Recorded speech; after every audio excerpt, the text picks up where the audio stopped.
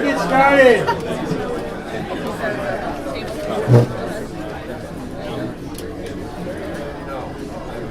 Morning, everybody. All right, we're going to get started. You got it? Thank you, Kate. First of all, I want to thank Kate here from Zingerman's for being our sponsor. And she got up at, what time did you get up this morning? 4 o'clock. All right, way to go. She was here at 5, so let's give her a hand for extra effort today. And I don't know if we can get Kat in here, but Kat was here at 6. She's my assistant, so let's thank Kat. If she can come over here. I don't know who she is. But anyway, lots of people make Leaders Connect happen, and we're very excited to finish up 2017, and we're looking forward to 2018, where we have a great program. As a matter of fact, Alfred is in the back there. Alfred, you want to just stand up and say hi? Hey. Good morning. Good morning. Alfreda Rooks is the head of community outreach for the health system, correct? What's your title? Title is Director of Community Health Services. Director of Community Health Services. And I had the pleasure of working with Alfreda. She was negotiating that deal, and I'm glad that she's there. And she's going to present with the head of HR for the whole university, Lorena Thomas, and the head of training and development for the whole university, Sonia Jacobs. And we have a special guest who is one of my students, and that's Karan Higdon. And they're going to be here talking about Martin Luther King and a celebration of Martin Luther King Day on January 12th. And then in February, is Ida here? I know she signed up. Ida is going to be here. We'll talk to Ida when she gets in. And then March is really cool. We've got a guest appearance by Dr. Schlissel from the university is going to be the guest. So that's in March. And then we are planning in April a new event, which is for people who have survived and are dealing with life after cancer. So Heather Feldkamp, can you stand up, Heather? And is Kathy here? I know Kathy had signed up, so people are kind of coming in, but Heather and Steve Sarnes, Mike Samuelson, and Kathy McDonald, who've all had bouts of cancer and are all doing fine now and doing well, are going to be talking about that whole process of getting through and coming back from cancer, which is something that, does anybody in this room not have somebody in your family or very close who has not been affected by this? It's really very, very common. So we all have somebody very close. We just lost a family member recently from this. And so we're going to do that. We're also going to do a program about drug addiction in the next year, and got some other cool things that are coming up. So I want to bring up Chris, and who's here from the Bank of Ann Arbor today? Another Chris. All right, Chris Prisby.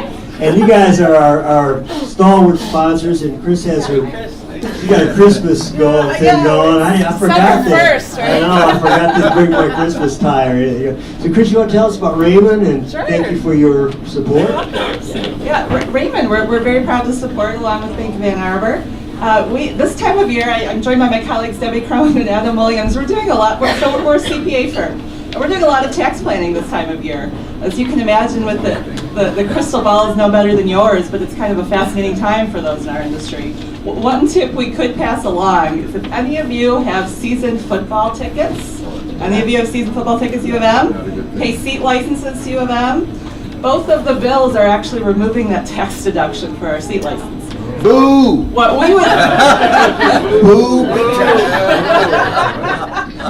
But these changes would take effect in 2018 at least, so we recommend you go ahead and pay those this year. So that's one tip we get Raymond to pass on. Passing it over to my good friend Chris from Bank of Ann Arbor. Thanks, Chris. I'm Chris Prisby. I manage the investment group at Bank of Ann Arbor. I do have a few of my colleagues here. Mary Hayes from our private banking group. Janice Ortbring back here leads our marketing group. And Janice has a very special guest that she brought, Grant Ortbring, her son. So we, within the trust and investment group, we manage about $1.3 billion in client money. We've been doing it for about 20 years, and we're very proud of that. And we're also very proud to be a sponsor for Leaders Connect and associated with Dr. Rob. So You didn't glad tell to be Chris here. that 1 billion is mine and the rest is... That's right. Yeah. It's It's skewed nice that to get a way. sponsor, given that I You put just that crossed money the in. billion, I think. So Forbes called. They wanted more detail. Only zeros, right? It's only zeros, yeah. So very, very happy to be here. Thank you. Okay, and of course, Zimmerman's, and then Roger Rail, who's, I want to say Roger Rail on bass always is, but he's on camera. And Roger is our stalwart videographer, and he has his own company that does video and helps other people on other media challenges. So it's great to have Roger. He's put everything up on video, and I just was talking to Tom, right? Where's Tom? About getting this up on community TV. So that would be really exciting too. Hopefully If we could, throughout Michigan and the Midwest. Michigan and the Midwest. Wow, that would be good. Let's stop there, right? Yeah. Well, we can keep going. I want- I'm trying to be I'm looking for exposure. under promise. That may be the wrong thing to say today. I don't know. Sorry. I'll take that back. I'll take that back. I'm not looking for that. So, as a matter of fact, I'm really bummed out because every morning for years I have a little routine, and that's after my shower, I turn on my podcast of Writer's Almanac, and we listen to a poem from that Garrison Keillor reads. Well, that stopped dramatically. I didn't know that Wednesday was my last day, but they stopped that altogether. So just to comment on the impact of what's going on with everything. By the way, I wanted to thank Kat. She's in the room now. Thank you, Kat, for all that you do. It's been a very assistant for me. So we're going to launch into the program, and you want to go first, Sylvia, or should I? I'm going to go and introduce you. Okay. Yeah, okay. So we have, Sylvia and I have been working on this program, and I've known Sylvia for 20 years or so, something like that. Yeah. And Sylvia is from community, from Ann Arbor, and I got to know Sylvia through a friendship that she has with the guy in the back, who I won't introduce because he'd be embarrassed, but that's Dan, who's my son, and Dan has just come back.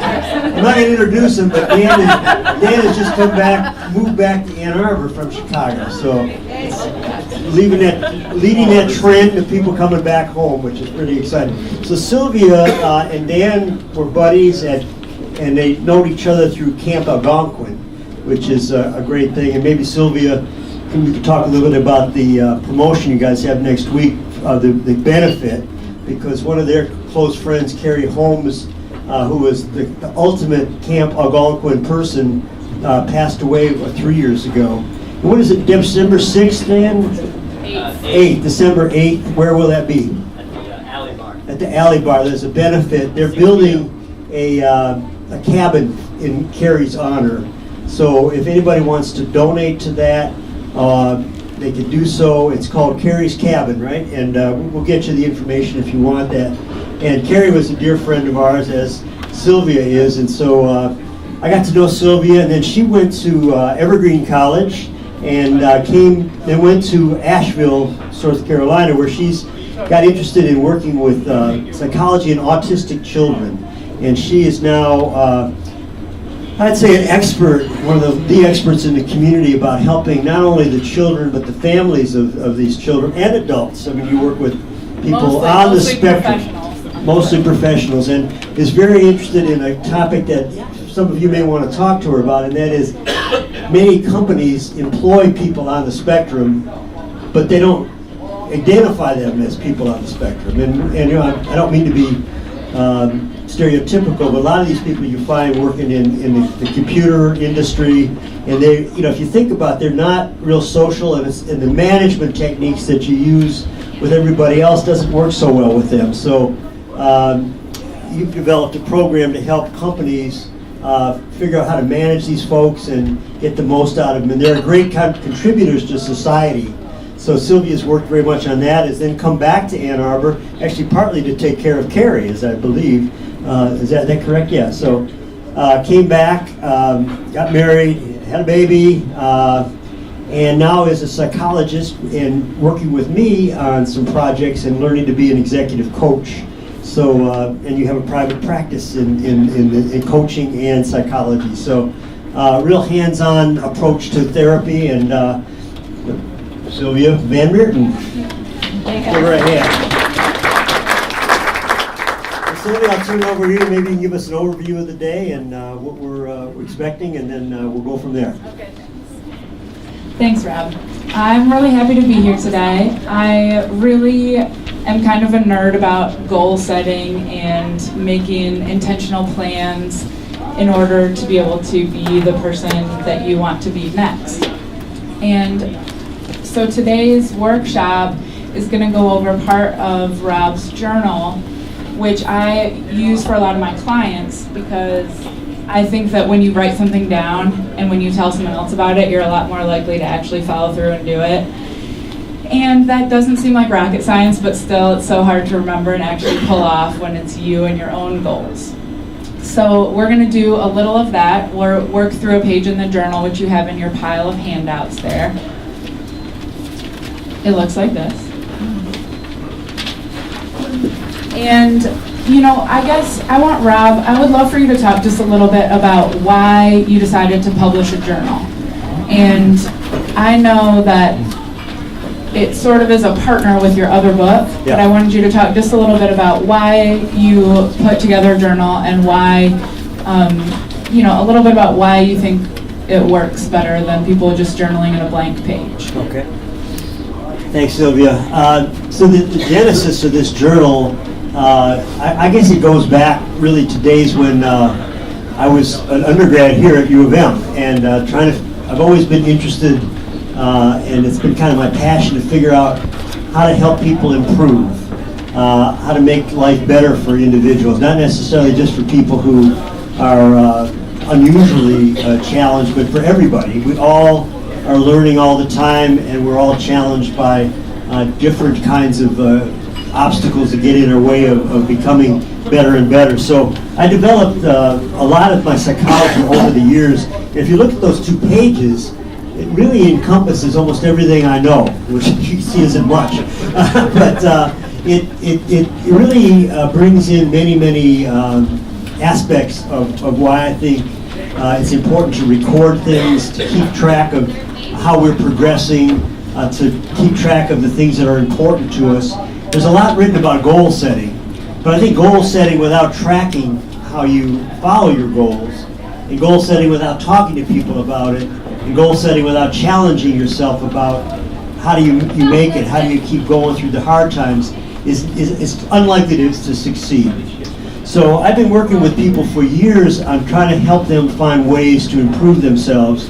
And at the University of Michigan back in the 60s, I learned about behavioral psychology and studied B.F. Skinner, who I actually got a chance to meet. I can tell you the story is kind of funny because after I went to Michigan, I was teaching in New York City schools, and I was teaching in Harlem.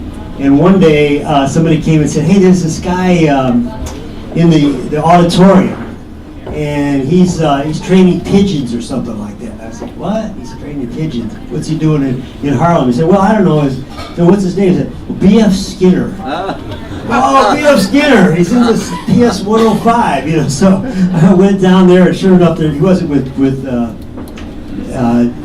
pigeons. He had his first teaching machine that he was trying out with the students, and that's what. So I met B.F. Skinner back in the 60s, but then I went to New York and I met Albert Ellis. And Albert Ellis, how many of you know who Albert Ellis is? Albert Ellis is not as famous as some of the other people, but he really is the person, as far as I'm concerned, that invented rational emotive therapy, which is now called cognitive therapy, and CBT, cognitive behavioral therapy. How many have heard of that?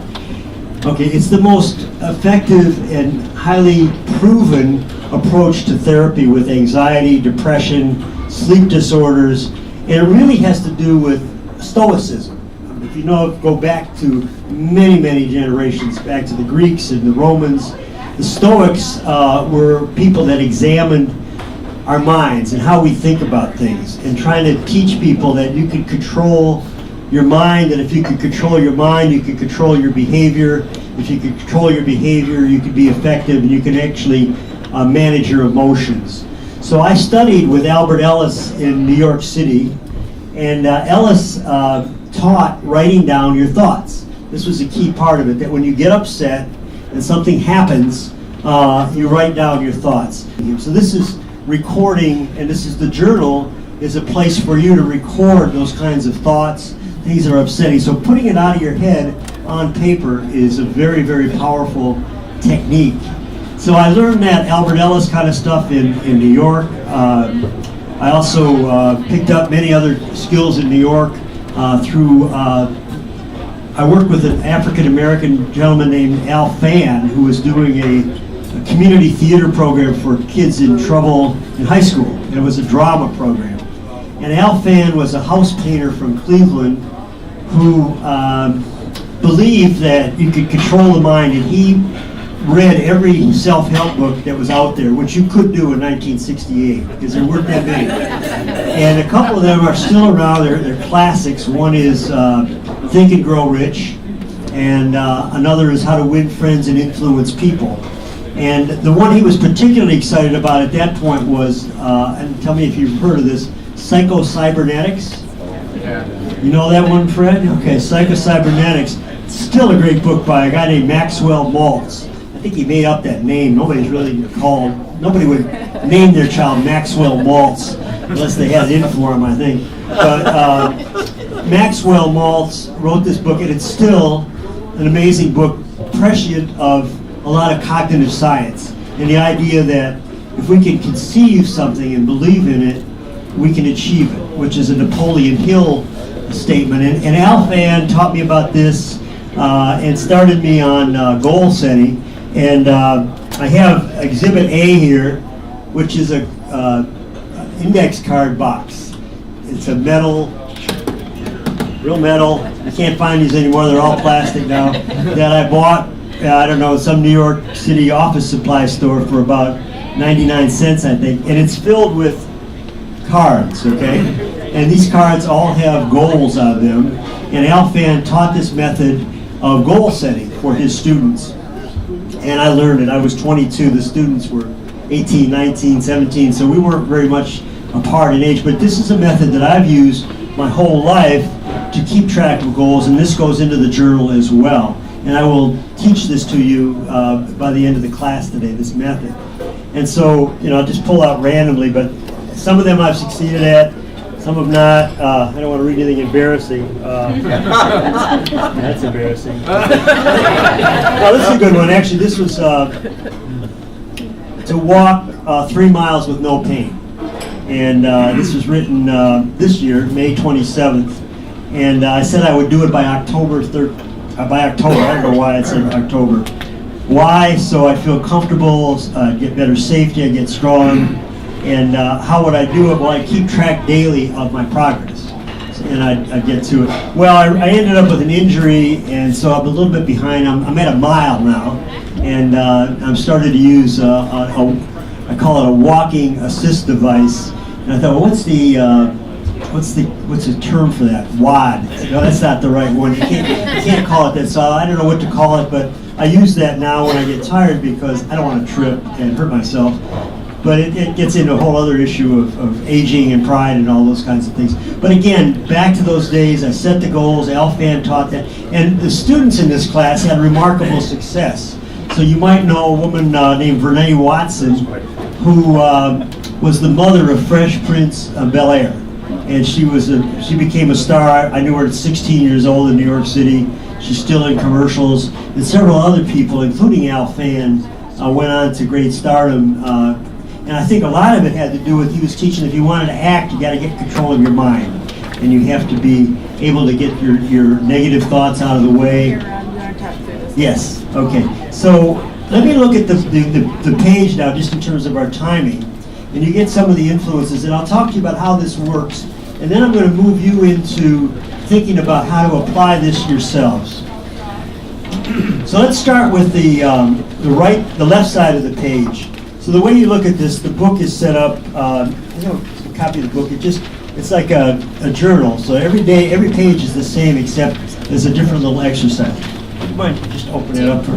Here, I've got Okay, so if you open up the book, and by the way, I'm sorry I don't have more copies of the book. I think I've sold them all out, and I ordered a bunch from Amazon, and they're not available. They didn't come to my house in time. So you can order it. And by the way, and I'll explain this, but there's 2 books when you go to Amazon. You want the book that's called The Journal for the Book Self-Aware, not the Journal for Self-Aware, because I revised it.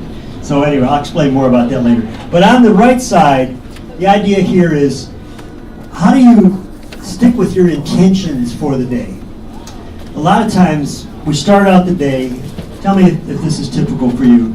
I know a couple people out there that I coach that tell me this happens all the time. But you start the day, and you have great intentions of what you want to do, and you have a plan.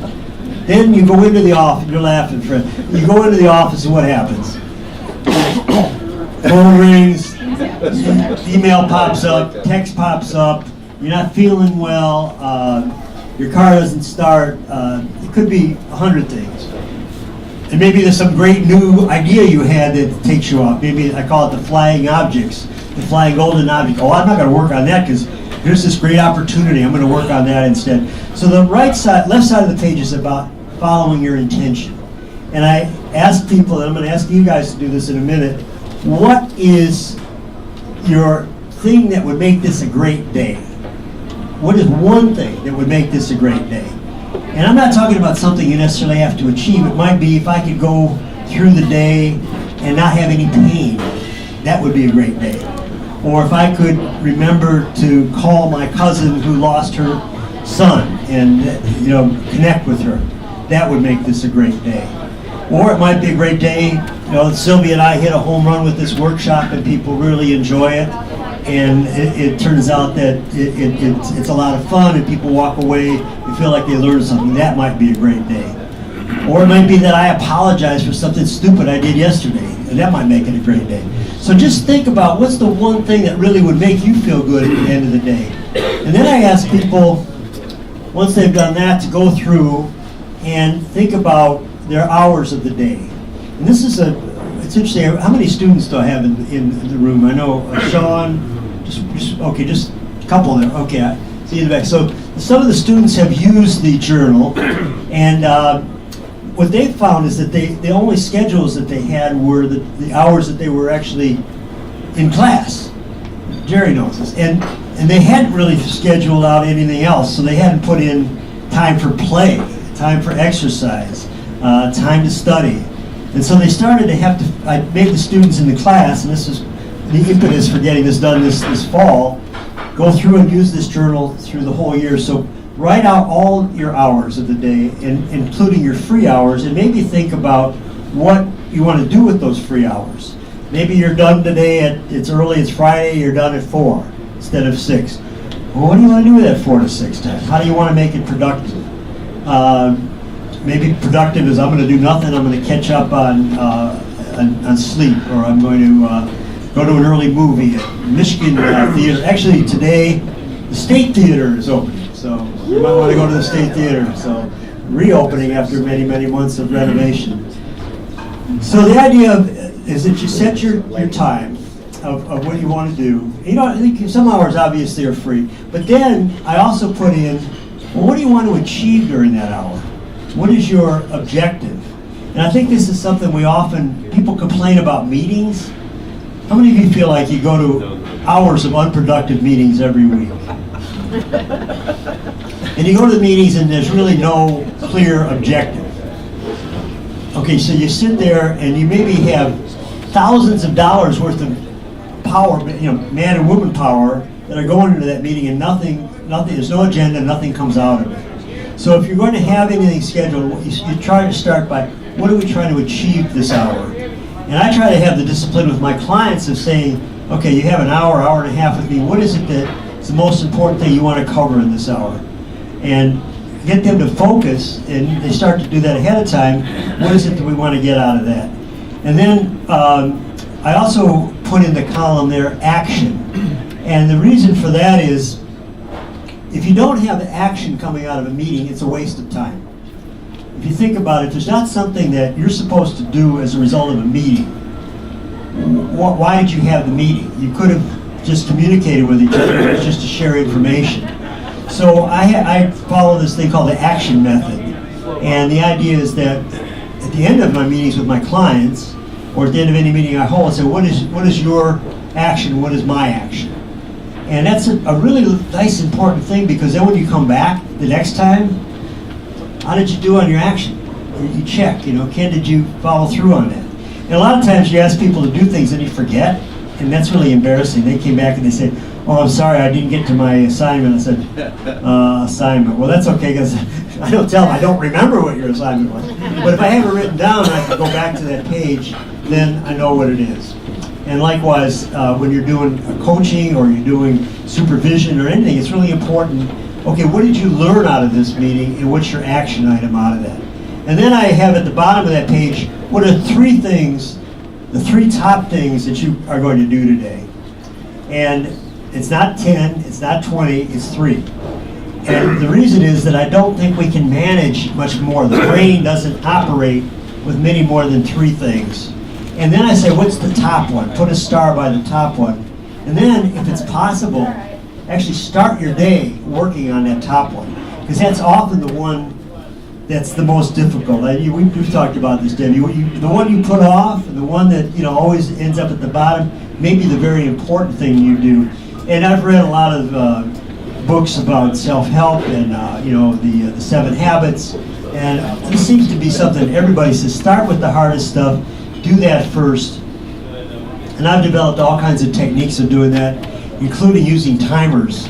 So if I'm really procrastinating on something, I'll say, okay, this looks like it's going to be a 3-hour task. I can't possibly do this. I've got too much to do. And my brain says, well, Rob, could you do 5 minutes on it? 5 minutes, yeah, I could do that. So I set a timer. It used to be the kitchen timer, or now I use my cell phone for 5 minutes, and I start working on it. But what happens very often? The 5 minutes go by, I reset it. Reset it. Before I know it, I've worked the 3 hours and it's done. Actually, maybe it didn't take 3 hours.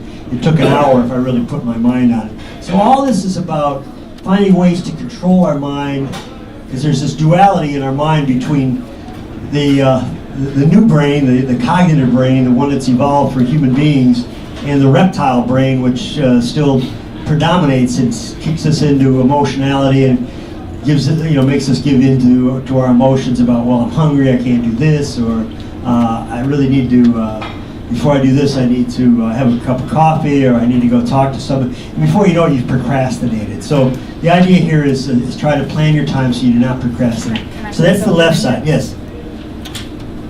I think the procrastination point that Rob made is one of the most important points about this journal, because I think that even when we are professionals, we're grown, we're adults, when we procrastinate and we know we're doing it, right? Maybe a day or two could go by and you can kind of pretend like you're not doing it, but then when you get to a task that you've been putting off for longer than that, you really start getting into some of those emotions that we try to hide.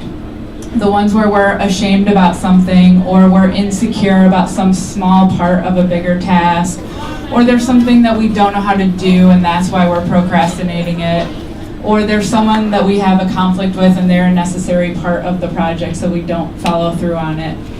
And those procrastination elements, I think, contribute so much to the general depression and anxiety that a lot of people feel like they have to keep a secret. And it's sometimes the same secret that everybody's keeping from everyone else, is that underneath our professionalism is a insecure procrastinator, or underneath our professionalism is an incompetent something or other. It's sort of an imposter syndrome, a minor imposter syndrome that happens to everybody. And the power of keeping track of your tasks and deciding that you should just start and not procrastinate is a beautiful gift that you can give yourself, because actually you aren't less competent than everyone else. Whatever the task is that you're putting off could probably be accomplished with a 5-minute phone call for some help, etc. And that when you can lessen your depression and anxiety in that tangible way, then you find yourself more able to do those personal goals that you wanted to do. You're able to get to the gym. You're able to decide to eat something healthy on purpose.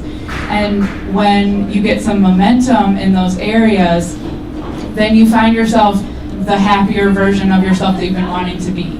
And that's why I think that even though a book of the same page over and over again seems crazy, it's sort of like an actual nod to the daily grind of improving yourself. That it isn't a glamorous movie montage of becoming a kung fu master or a 5-minute soundtrack of practicing that makes you into a glorious whole new you. It's actually this daily practice of deciding to do something, writing it down, and then doing it that makes you into the next person. And that's so powerful because it means that anyone can do it. You don't have to be a movie star. You don't have to be anything fancy. What you have to do is address yourself honestly for a few minutes each day. And then all of everything kind of gains momentum, the dust settles, and you're off to the races. Sylvia, you want to maybe talk about page 2 a little bit?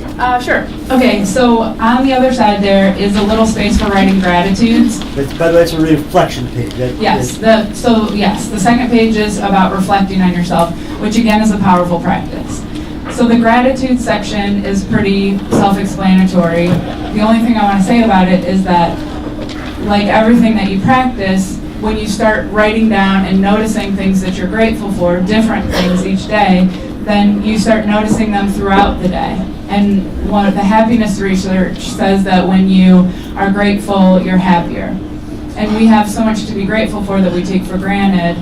And when you start thinking about it, then your happiness starts improving without you having to do a whole lot of anything. So then the next one is the self-awareness exercise. And this is different on each page in the journal. There's different prompts for asking yourself stuff. And the life lessons learned, I really like that there's 3 on here, because sometimes when I'm working with clients, they're struggling to come up with 3 things that they've learned. And it's true, 3 new things in a day, life lessons, that's pretty significant. And it's a good exercise, it's a good stretch. Because think about all the time you've spent educating yourself and working and feeding yourself, there should be a lot of lessons learned in there. And my favorite section on this whole journal is actually the taking good care of self and others at the bottom there, where you list some ways that you're taking care of yourself and ways that you're taking care of other people. And the reason I like this one so much is because I think we don't often acknowledge when we're taking care of ourselves, and we sort of fit it into weird places in the day. Like when you stop working and you open social media, or you open the New York Times page, or you open something that's not working, you read it for a little bit, and then you feel bad about it, or it takes too long, or then it's like supposed to be a secret or something, as if everyone doesn't do that. That any minute you take away from your productivity is like a stolen minute. It's sort of a leftover myth from school, how you're not supposed to do anything in the whole day at school except for actively learn right on the edge of what you already know how to do. It's ridiculous. Everybody needs a break on their brain for a second. And it's okay to do those, and it's okay to acknowledge that you're doing it, that you're taking care of yourself. And if you do the journal in the morning or the day before, and you get in the habit of writing down how you take care of yourself and how you take care of others, then when you're reflecting on the day before, because that's the idea for the second page, is that you're reflecting on what you did yesterday. So if you know that tomorrow you're going to have to write down how you took care of somebody, then you start thinking about it. Like maybe when I come home, I'm going to do something for my family, I'm going to do something to take care of my family, or I'm going to do something to take care of somebody who's not here. I'm going to send a kind email, I'm going to make a kind phone call. And it feels really good in this magical way that when you do one small thing for someone else, it lights up your life. And when they add up over time, then people start giving you great feedback about it. And again, you're adding to your own self-esteem, your own confidence by doing something good for somebody else, which is also and people get out of, and when you use it with your students, you want to ask the students? Let's have the students come up. Can we have some of Rob's students come up and talk a about client too. if you've used the journal and you want to speak about it, we would love to have you come up and say something. We just, one of the things that I wanted to say is that, come on, have a seat. Yes, maybe want to sit on Sylvia's side, Lauren, Sean. And in the lessons learned piece, I find a lot of the lessons that I'm learning have to do with the thing that really makes me happy or not happy, and that is my primary relationship. That, a lot of things we talk about work, but really, if you're getting along with your significant other or your close friends, that's probably a better determinant of how well your life is going. And so I think this has helped me to focus on what is it day by day that I could do to be a better husband, a better father, a better grandfather, and those kind of things are, we think we know those, but we don't know. We're learning every day, and people change. So I would encourage you when you're filling that out, not to keep it to work. So, hi, Lauren, how are you? I'm good, how are you? Good, and Sean. So, actually, I'm going to let you guys, why don't you come over to this side, Sean? I think it might be easier to sit there and we can interview you a little bit. Sylvia and I can ask you some questions. So, let me just introduce these students if I can. They're both in my MO 324 class, and you probably want to hire them, but they're already, well, at least you're already committed, right? Unless they come up with a better offer, you're not there yet. Sean, you're still in the deciding stage. I'm a free agent. Free agent. He had 35 home runs, knocked in 135 last year, and has no personality problems. So, a role model for the community. Sign him now. All because of the journal. All before that, he was a 180 hitter. So, Lauren is a senior, and both you guys are seniors, right? And Lauren is going to go work for Cardinal Health in the fall, and has done a lot of interesting things. I'll let you fill in about some of the things you've done at the university. And actually, her sister last year, Rachel, was a teaching assistant. So she heard about the class and has helped me a lot with the journal. And Sean has been part of the Center for Positive Organizations.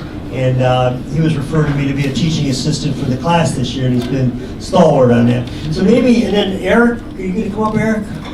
Yeah. So we can just move over one there, and Eric Jacobson, and maybe you could give your right title, Eric, so I don't get it wrong. So I'm a venture partner with RSVP Capital Management, which is an investment firm here in Ann Arbor, and deployed as a CFO currently at a liquor company down in Delray Beach, Florida. So he's working with, started as a pickle company, right? Yeah, The Vlasics, and now they moved into spirits. So I don't know.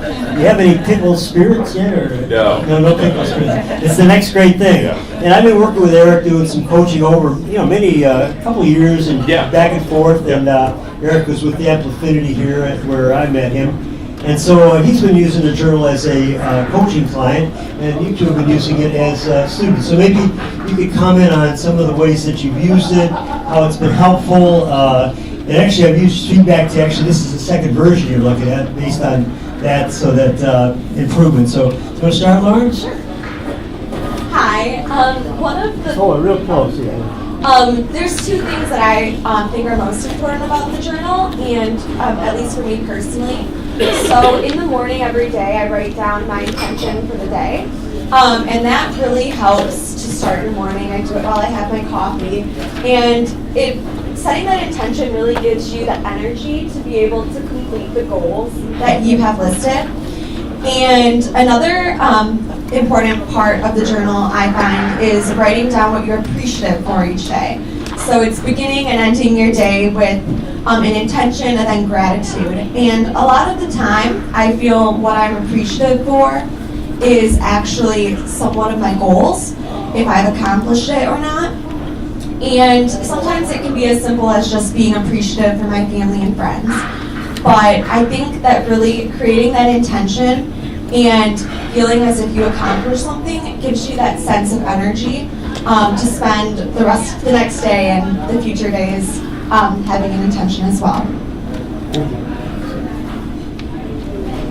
To kind of go along with her, I'm a very big gratitudes guy.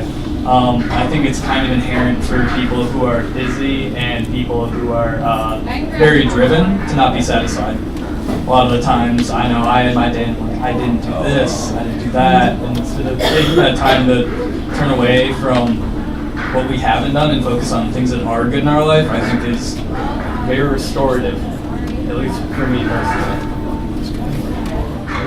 And Eric, how about for you? And by the way, it's here for these 21-year-olds. If I had had such wisdom at those days, I would have been so far ahead of But I was wise enough to meet my wife as an undergrad, so that was a good Yeah, I would say as a professional that probably the best thing about the journal is that it's helped me maintain a better work-life balance between professional stuff and family stuff. And by having the ability to plan time to plan activities to do with my wife and kids, it's been extremely helpful to me. And also kind of the taking care of yourself portion on the lower right-hand side of the page. It's helped me set aside times to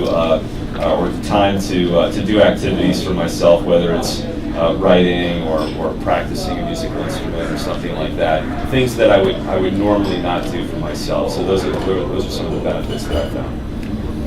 Eric, can you talk a little bit about, you mentioned writing, and one of the things I think you discovered through this process was getting back to something that had been really important to you, but you had lost, and how that woke you up quite a bit. So. Yeah.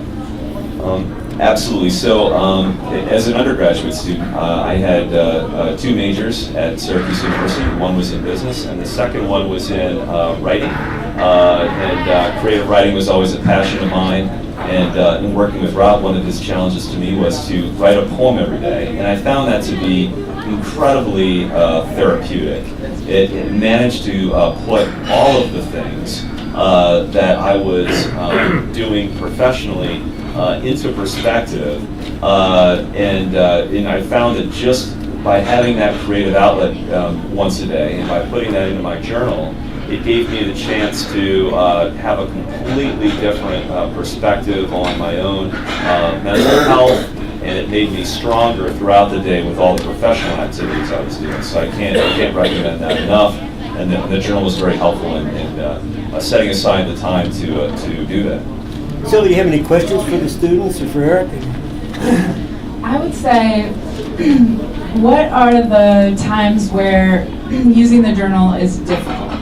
Like what makes it hard to keep going with the journal? Because, a lot of us, I'm sure everyone can relate to this statement.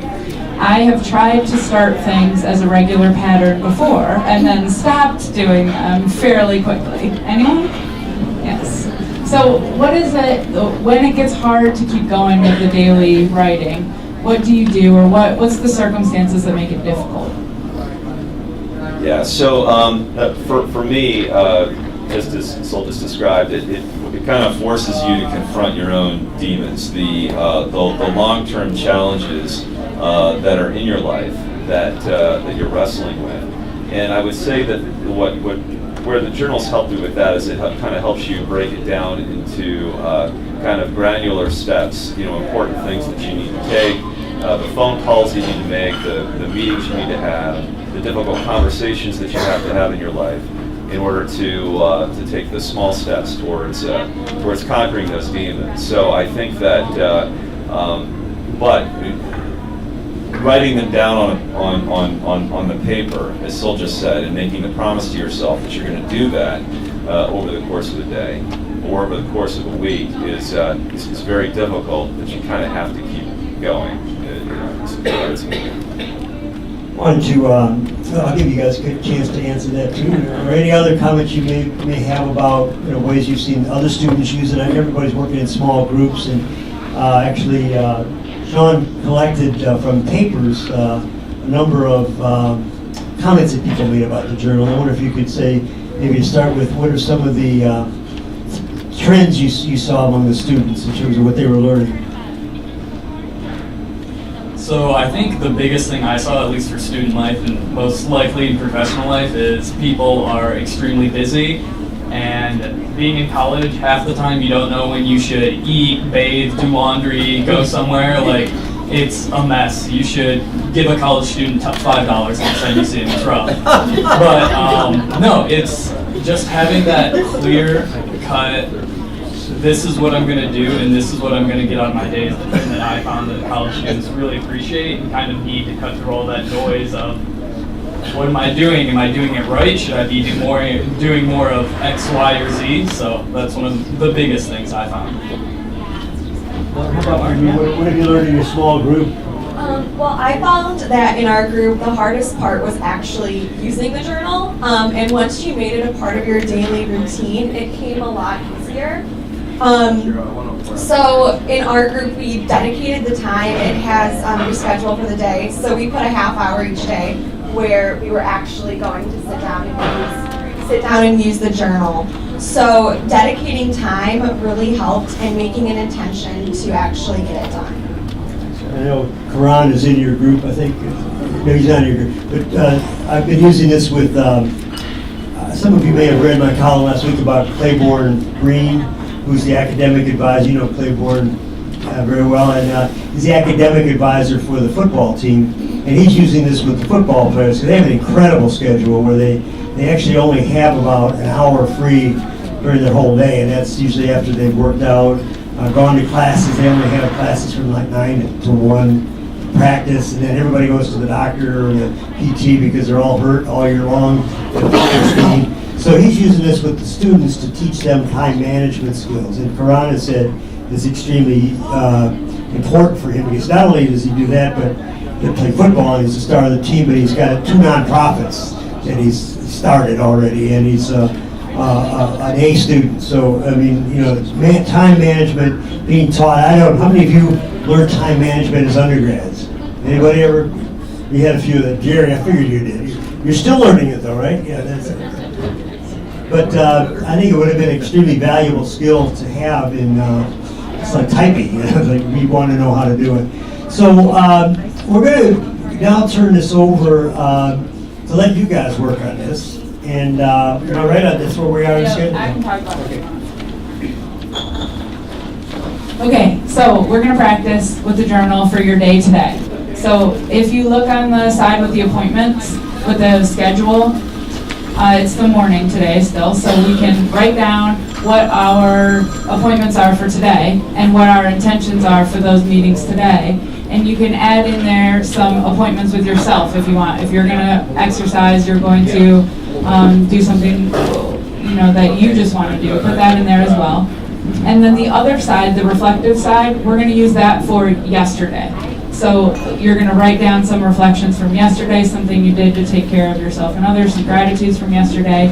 And then we're going to do a little talking about this in small groups. So let's take about maybe 5 minutes to fill it out for your day today and your reflections on yesterday, and then we'll group up and do a little discussing. Now let's give it a hand to Lauren and Sean. Thank you guys. Eric, thank you very much. Yes, we do have a few more papers right here. By the way, Sean, you should say, are you looking for anything this summer? Teach the students to ask. What do you have? If any of you know of any environmental related businesses or nonprofits, I would love to talk to you after the workshop today. All right. Teaching about asks. All right, so take some time and we'll go through it.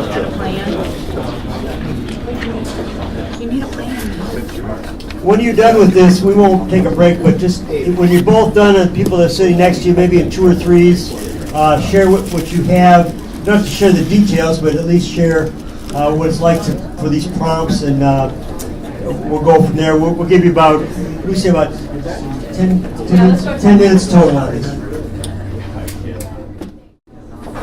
Okay, you should probably be transitioning now to start talking about it. We don't want you to be too self-reflective here.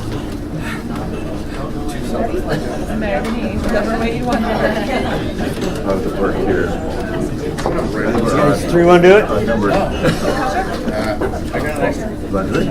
Sure. You're gonna stand up. Stand up and get more energy going.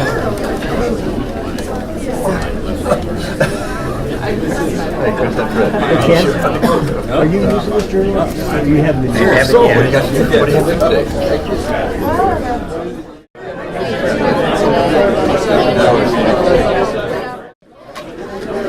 you guys, Rob brought a whistle with him today, just in case he needed to call some order in here.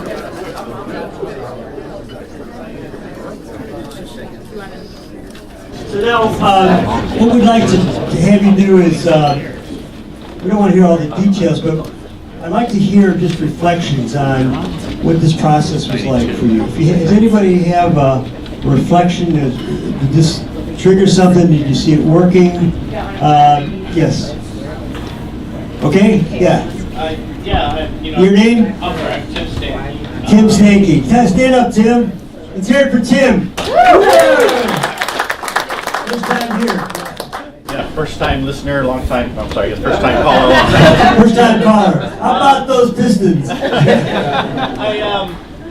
done a lot of things where, journal entries and planning tasks and going through and doing those things. And I find that you end up in like what we used to call a Klangbird. You write down and have a whole lot of detailed list of your plans and things. And as soon as you start executing them, the whole thing kind of changes. You get a phone call, and you've just done all this work to plan things out to go through. And I just found myself doing that again. Okay. So, we've got this 5 minutes and 10 minutes trying to write down. And here I am going through and trying to make all my plans out for the day. And I know that they're going to change. Yeah. So, typically I just stay with objective types of things. Okay. So, Did you check your phone while you're supposed to be doing this exercise? I had to, because that's where I had all my actions. Oh. So I had to go back and look at what I have scheduled for today to know what my actions are. Would you, if your kid said that to you, would you believe it? Actually, I would. But I guess the point I was trying to make is, I was struggling with a little bit. How do we put these intentions down without having them be specific actions that we know are going to change? Well, I think the idea is going, in the front of the book I asked people to set goals. I didn't talk about that. 90-day goals. And it's really about a prioritization process. So how do you keep asking yourself over and over every day what's really important? Because it's the tyranny of the inbox, that 7 habits idea. And you have to overcome that tyranny because it's easy to respond and it's hard to be proactive. So I think the way to do it is, but every day the lesson you learned is, I started taking emails first thing in the morning. Let me start working on the thing that's most important first thing in the morning. Not check my emails for 15 minutes or half an hour. So you start learning techniques to control your own behavior by doing it day by day.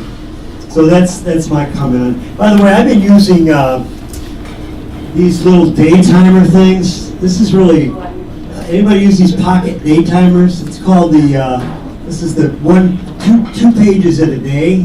And actually I use this more than I use the journal. And when I started with this is just writing down, I call them abundances of the day. I heard this in 1986 from a psychologist named Susan Jeffers. And now I use this to plan my day. And it's a lot better than using the electronics because I have to write it down and it makes me remember, oh, I'm seeing Deb at 3, I thought it was 4. Or we're meeting at the Sweetwaters on Washington, not on Liberty, whatever it is. How many made that mistake? Yesterday.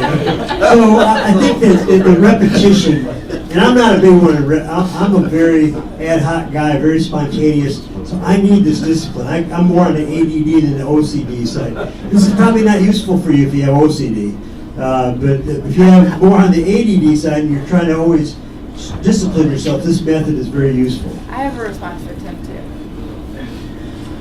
I think, is what you're saying that your schedule is going to change, or that the goals you're trying to meet for the day are going to change? I like to think of them as objectives instead of goals because they're a little bit more shorter term, and it's something I like to react to and adapt to. And what I found myself doing was writing the action list. Something. Well, what are the to-dos? And the to-dos almost invariably change. When you start in the morning, you start out with all these, I'm going to do this and these and these, but then based on the first few things, it ends up changing anyway. And so I find myself rewriting, and oh, well, it did it in ink, I got to scratch out, and things get messy. But if I stay with objectives, like, okay, what am I trying to achieve for the day, or what am I trying to get done? And that way and adapt through the day with those.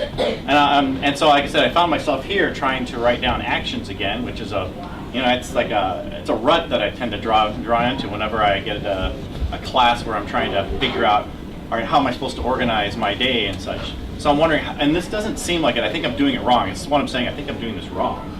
And I want to know, how do I correct myself from going to that rut? See Sylvia, she'll do it. Come see me, we'll talk about it. I think that it sounds like that maybe you could build in a little more space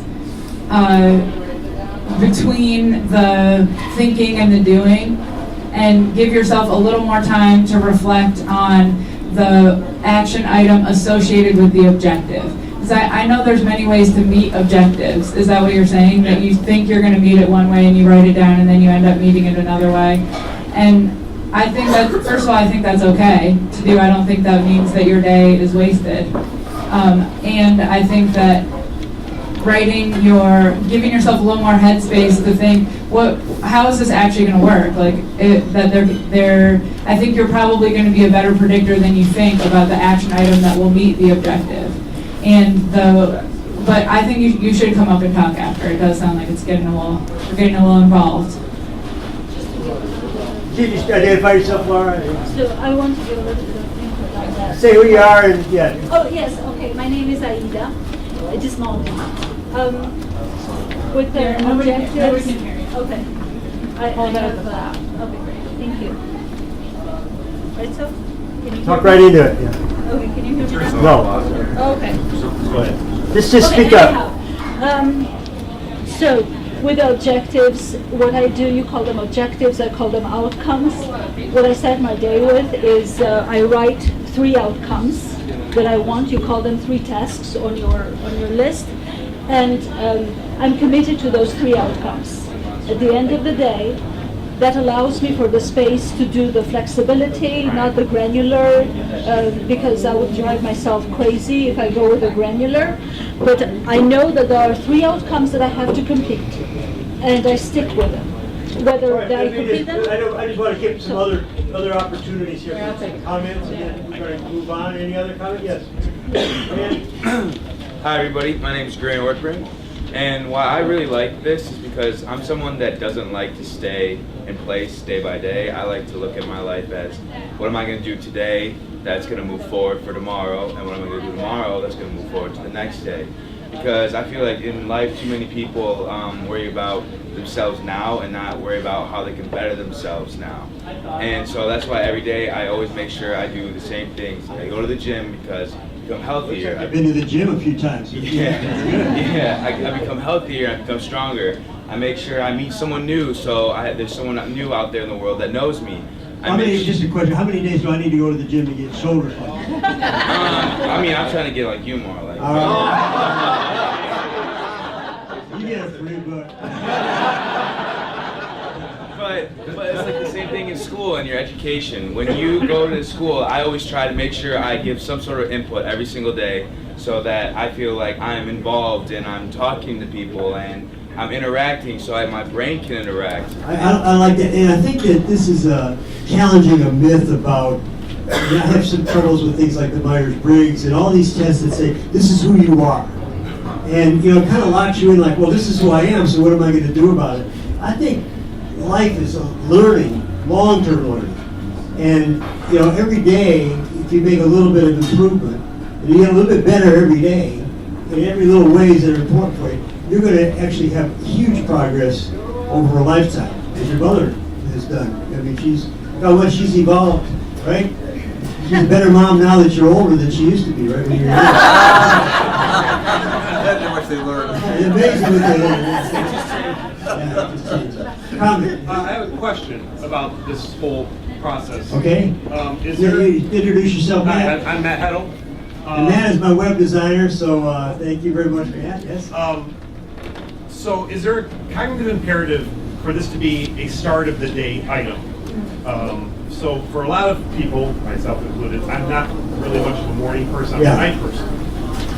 And in the morning I've got 4 little kids I gotta get ready. So making the time to get up extra early to Right. fill this out for the start of the day, is that actually an imperative? That No, I don't think it's or is imperative. like planning at the end of the day, doing a reflection and planning for the next day. That's perfect. I mean, it depends on what your energy is. And the way I use it is I usually plan in the morning if I think about it. Sometimes I don't.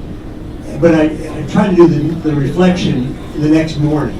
So I often will start my day with the reflection on the day before and then think about what I want to do ahead.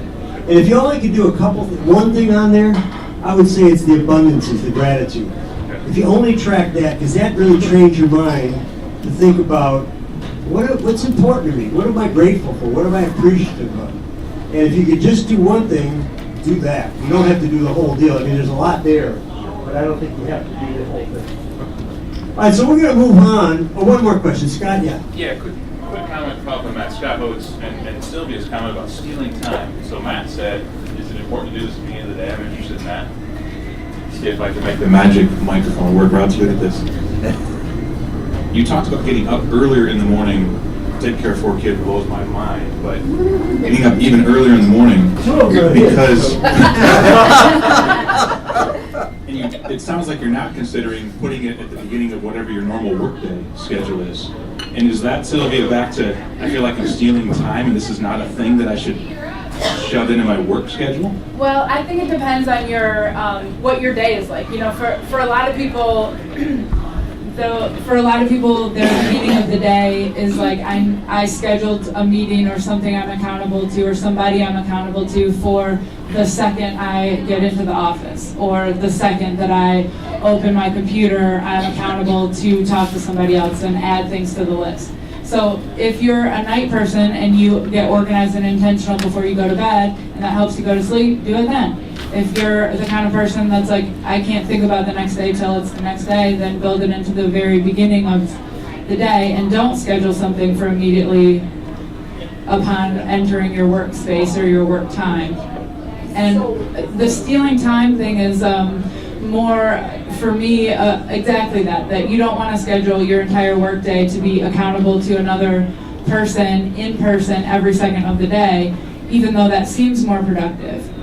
Because actually you end up zoning out, taking your own time, forgetting to write things down, forgetting to follow through, because you're not giving your brain enough space to process, be intentional, and plan an efficient way to get done what you need to get done. If you don't spend any time with your own self during your own work day, then you're not using most of your brain. You're just reacting to what's in front of you.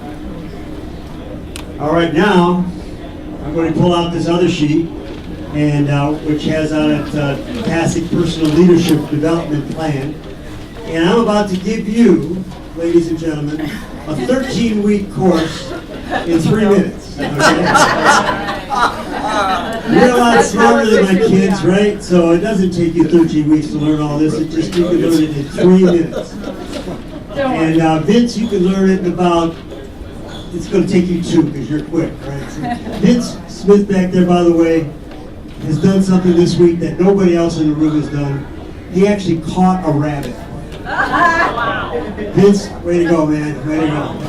So that's my goal for next week. Catching a rabbit. Quick hands. All right, so this is the left side of this is a process that I go through with my coaching clients and my students that I've developed again over 40 years of psychology. And it's the first part on the left side is really understanding who you are. And the other book that I've written called Self-Aware, A Guide to Success in Work and Life, walks you through these steps. And the first part is, what are your strengths? These are all things, I'm not going to say why these are important, but I just think these are really important for self-understanding. What are your key strengths? And I have people do 2 exercises. One is a Gallup online self-assessment, and that always gives you the results that you expect to give it, that it will give you. And you always say, oh my God, this got me just right. The Myers-Briggs got me just right. Well, of course, you gave it the data. So it's going to tell you exactly what you thought. But if you go and do another exercise, which is called the best self exercise, and you ask 20 people what your strengths are, 20 people that know you well, brothers, sisters, aunts, uncles, friends, bosses, you might get a very different picture of what they think your strengths are. And that's probably the more accurate one. To the right of that is your key relationships. I think this is really important. Who are the key people in your life? We often forget about those key relationships. And of course, family for most people is important. There may be a mentor in there. There may be a lost friend or a current friend. But what are your key relationships? And I also do a little exercise on rate those relationships. How good are they? Because most of us have one that's kind of sour. You know, we have a friend that we're on the outs with, or there's a brother we don't talk to, or there's a cutoff in the family. We don't see your dad's side of the family. So think about those cutoffs because they're very dangerous in terms of mental health. Your interests and passions. We could talk about that a lot. And Ida, can you raise your hand there? Ida, say your last name because I get it wrong all the time. Stand up, please. Alba, come on up for a second. Ida is going to be the speaker in February, and she has a really interesting thing about this interest and passion. So can you just give like a 30-second overview of that? Yeah, absolutely. So I wrote a book called 100 Conversation Changers. I'll be here in February talking about that, about my backpacking around the world and how it helped me figure out passion and purpose, and how passion is actually about you and purpose is about other people. Very simple concept, but it took me a long time to figure that out, and then how I can actually get to an area where I can thrive, and I'm trying to help other people understand that concept as well, to move along from just surviving to thriving. So, thank you very much. And so we're going to have a lot on that. Ida is a great speaker, speaks all over the world, I guess, and is going to be talking about her new book. And that's available on Amazon. So can you say the name again? 100 Conversation Changers. 100 Conversation Changers. So that's another journal that you might think about.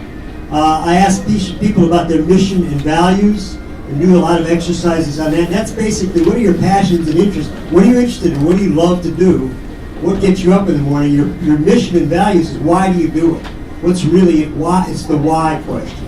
Why are you living? Why are you doing what you're doing? What's that all about? Personality, I have people do personality. There's this thing called Ocean, which is the 5 or 6 different personality functions. Again, I do this as an online version, but it gives you some of the kinds of things that Myers-Briggs give you. Are you introverted, extroverted? Are you flexible or more structured in your way of living? And I think those are the 2 most important, but understanding your personality, and that's fairly consistent over time. Blind spots. Now, of course, you can't know your own blind spots because they're blind to you. So, you have to ask other people, what is it that I don't see about myself that's important for me to correct? That's a hard question to ask. We dread hearing the answers, but if you ask it directly, it's easier because you're not getting negative feedback. You're getting people saying to you, it does help me more if you're a little bit more on time. And a blind spot for me is I think I could cram more into my time than I can, so that I end up either being late or rushing and forgetting something because I underestimate how much something is going to take me. Maybe it takes me an hour to get ready in the morning. I think it's going to take me 40 minutes. And so I'm 20 minutes late, and I'm always rushing. Your energy in your body, this is a really interesting one that we don't usually measure. We do. Could you say in class, Laura, what you guys did in that? That's kind of interesting. The journal that you, or maybe you know it, or Sean knows that. Just stand up and say how you measured that for a day. You remember, or I think Sean has it if you know. I don't have the other book with me. Okay, so Sean, where's Sean? Did he leave? All right. So what we do here is we have people keep a log for a week of what is it hour by hour. When do you feel energized? And when do you not? And then try to analyze what is it that makes you feel energized. And you could go at anything like, well, 8 hours sleep really makes a difference. If I lose, here it is, Sean, talk about the energy audit that you guys get. Give them an idea how to do that real quick. So throughout your day, there are different activities that usually take away from your energy and give you energy. And writing down those times during your day when you're really excited, you're pumped up after something, you just had a meeting go great, notice that. Mark that where your energy. Note the time, do that, and then do that for your entire day. You can better assess what gives you energy, and you can plan your day around that.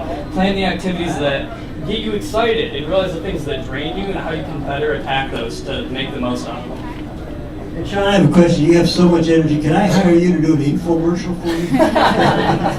Yeah, I don't know. I have the voice, not the face. Oh, okay. Yeah. No, you do, man. You got it. You got the whole look. But this energy thing is really important. And there's whole books written about that in terms of it's important to do intense energy workouts. It's also important to do intense no workout, intense days of not working out, of taking it easy, of resting. And so like tennis, who's the guy who wrote the book about tennis? Ivan Lendl's coach. Work hard, but then take time off where you do nothing. Don't pick up a tennis racket. We rarely do that around work. We work hard 7 days a week. We don't practice a Sabbath at all, unless you happen to be a religious person. So we need to build in those kind of Sabbath experiences where we totally rest and play and not just work ourselves to the bone. You want to do the goals? So I work people through that, and then I go to the goals. And I'm going to ask you to do this in a minute. And I have 5 things that I do to help people set goals. And this is one of those things I learned from Al Fan in New York. What is your goal? And you know about trying to make it specific so it can be measured. By when do you want to achieve the goal? Your brain wants to know, well, where are we going and how fast are we going there? How fast do we have to get there? Why? Why is this important for you? The brain, again, wants to say, all right, you're choosing this, why? And you have to write down the reason. It's kind of the mission. Why is this important? And then how? The how is, how am I going to do it? You're not going to write a detailed plan, but you're going to write at least a few ideas about how you're going to get started on this. And then the last part, and I've added this recently, is with whom are you going to do it? Who's going to be your support person, your accountability buddy, if you will? Because I find most great things that are achieved are not achieved individually. Even if you look at history, we hear the names of the Fords, the Edisons, the Lincolns, but they really, all these achievements are teams of people that work together. So you need a team to help you achieve your goals. So I'd like you to think about one goal. We just have time for one goal. And I'm going to think about 2018, which is coming up. And think again about the prioritization. What is one goal? It could be a work goal, something, a new job you want, or some advancement, or achievement goal. It could be a personal goal, an improvement in a relationship, a learning, something you want to manage your anger better, something that you want to do about yourself. Or it could be a health goal, and that's certainly an important one. I want to, we keep hearing the ones about losing weight, but it's also maybe I want to get to the doctor, or I want to get this thing that's worrying me checked out. It could be a health goal that you want to promote with your family, not just yourself, about family health. So pick one goal and write it down. And then what I'm going to ask you to do is we're going to have a few minutes for what I call asks. And that is if there's anything that you have related to your goals, or there's just anything that you come into the room that you want some help from the group with. This is the with whom part. Is there something you need? Like I mentioned Carrie Holmes in the helping promote money for that cabin. That would be an ask. I'm asking you to go to that event on December 8th. So think about what are the things that you want to ask, and I'll pass the mic and let people talk about that. Like Sean had an ask where he asked about a job in environmental area or an internship this summer.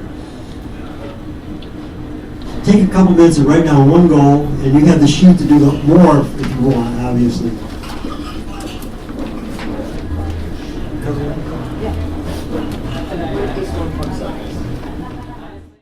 If you'd like, and you're done, you can share your goal with the person next to you. You don't have to, because some of these are very personal, but if you want, it does help, and you might even get their name and be accountable to them.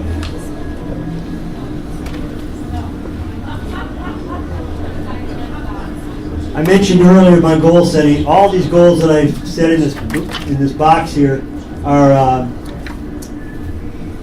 using that format. Here's one that I said for summer of 1971 was my goal. That's interesting. So but it does help to keeping these goals on index. Oh, we have the index cards. Oh, I forgot to hand these out. Yeah. So we're going to let you write these goals down on my magic index cards. These are from Office Supply on 83rd and West End Avenue. 1968. Magic cards. Be careful, don't write anything you might not want to achieve.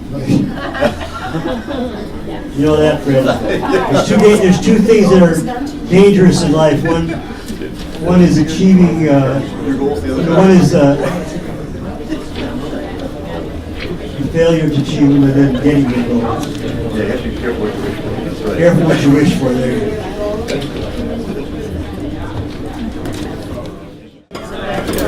All right, let's hear some of these goals. Ken Fisher, come on up, Ken. Come on up, tell me what your goal is. I know this. I'm trying to write and complete. Now you're trying. Your goal is. My goal is to write and complete a book. All right. I postponed it a little bit. I got to do it this coming year. All right, December 1st, 2018. Well, it would be great if it could be available for professional conferences that begin in 2019. All right, so in why? January. Why? Well, I've been asked to do it, and I have some things to share, and so it's time. And you can be humble, but I'm the best storyteller in Ann Arbor, and I need to get this out, right? Well, I've been asked to do that, and there's also a gift to the Musical Society to help provide incentive to get it done, because UMS then will be able to buy some of these books and give them away and sell them and that sort of thing. So there's a lot at stake, and I got to get my rear end gear. How are you going to do it? Well, I'm going to come see you, actually.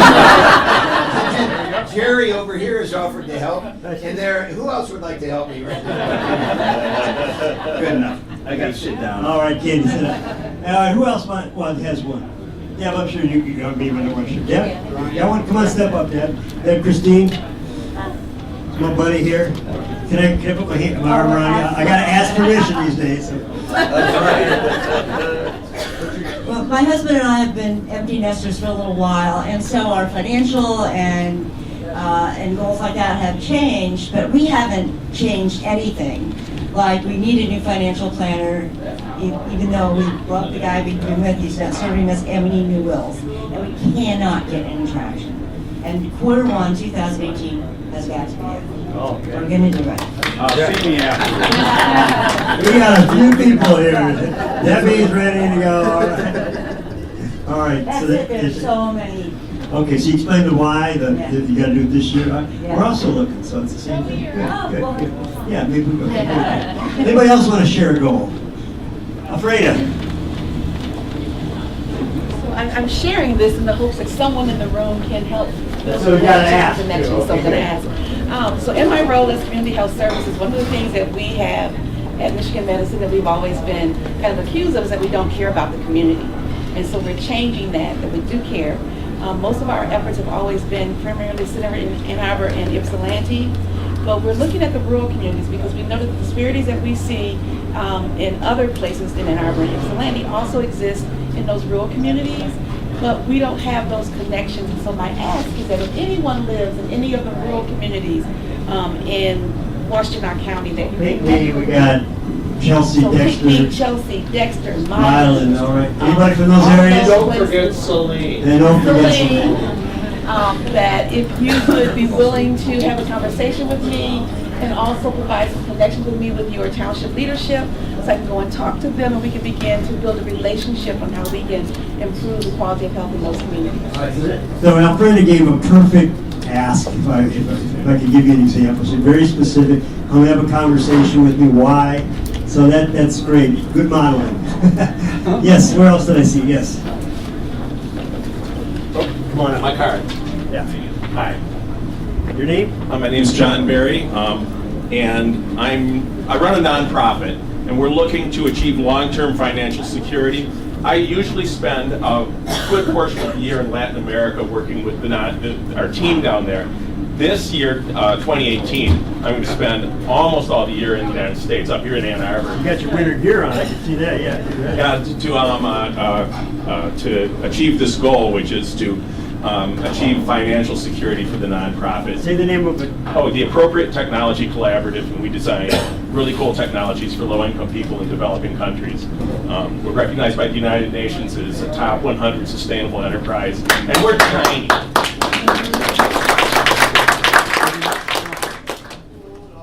Sean. I actually gave him my card. Hey, Sean.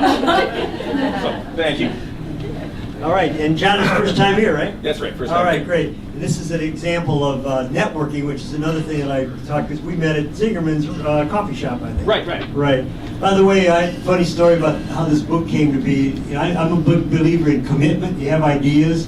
One thing is about when you put it down and you tell people you're making a commitment. And so I'm at the airport in June, and there's no, you know, that little coffee shop there, I forget which, when you walk down the aisle.